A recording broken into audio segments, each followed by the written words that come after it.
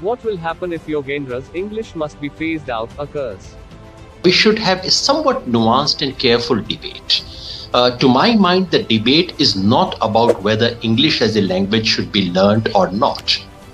A parliamentary panel on languages has recommended using Hindi and regional languages for teaching in center-run higher learning institutes. A debate is raging over whether it's a good move. Bringing Hindi as a substitute for English is as barbaric to me as the dominance of English today. Yes, English must be phased out, and higher education should be done in the mother tongue, said political activist Yogendra Yadav.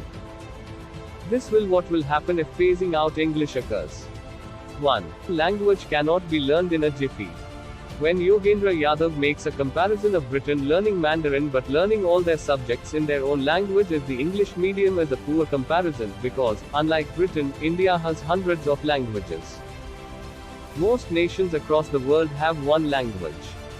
Many Indians speak a language belonging to the families of the Indo-Aryan branch of Indo-European circa 77%, the Dravidian circa 20.61%, the Austroasiatic Munda circa 1.2%, or the Sino-Tibetan circa 0.8%, with some languages of the Himalayas still unclassified.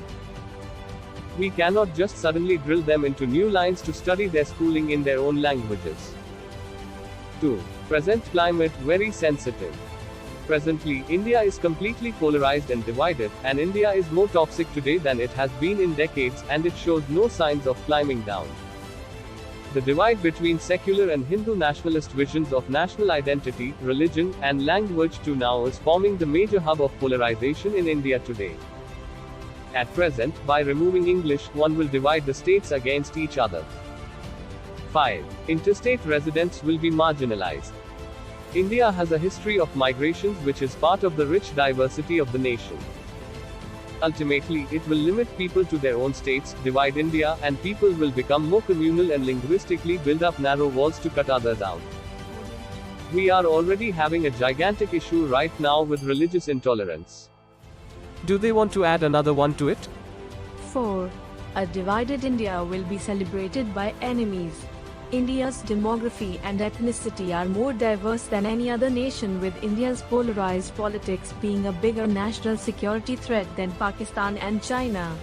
The most pressing threat to India's standing in the world comes not from China's expansionism or the shifting of Pakistan, but from polarized Indian politics. Here is India, with our divisions. It will be very easy for enemy nations to cash on it and weaken India. 5. Using regional languages to phase out English will thwart interstate unity. When traveling on a plane or train long journey, most times, it is either English or Hindi that connected people in communication. People from different states could carry out a conversation with each other, but now with language as a barrier, people will stop speaking to each other. Perhaps Indians will now have to learn sign language to communicate with each other. 6.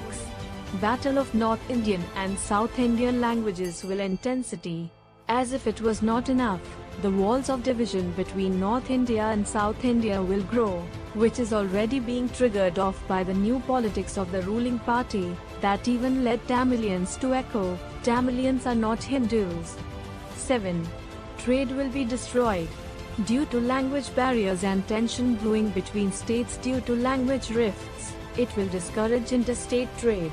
While one can learn a few words of another state's language, trade between states was often easier because of a common language. Pride of language may rise, but pride of language will be the ultimate fall of India unless we embrace diversity.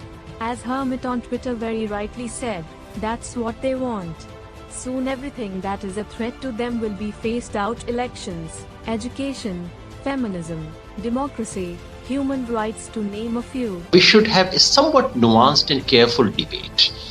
To my mind, the debate is not about whether English as a language should be learned or not. Of course it should be learned. Of course we should learn Mandarin. Of course we should learn French. The question is whether English should be a medium of instruction and what it does as a medium of instruction. I have said it again and again and again. I'm astonished how educated Indians cannot understand the distinction between these two questions. In Britain, they are learning Mandarin. Almost every bright student these days is learning Mandarin.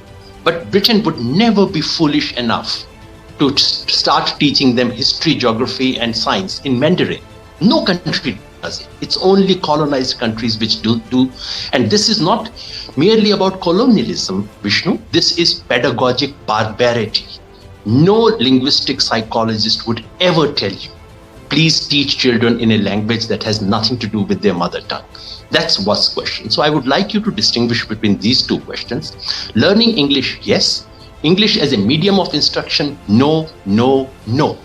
And the second is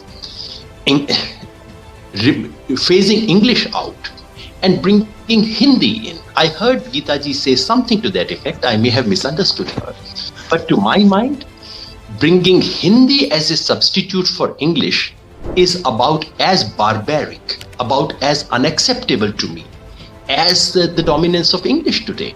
Yes, English must be phased out, and yes, all our higher education should be closer to our mother tongue, especially to the standardized mother tongues as we have today. Okay.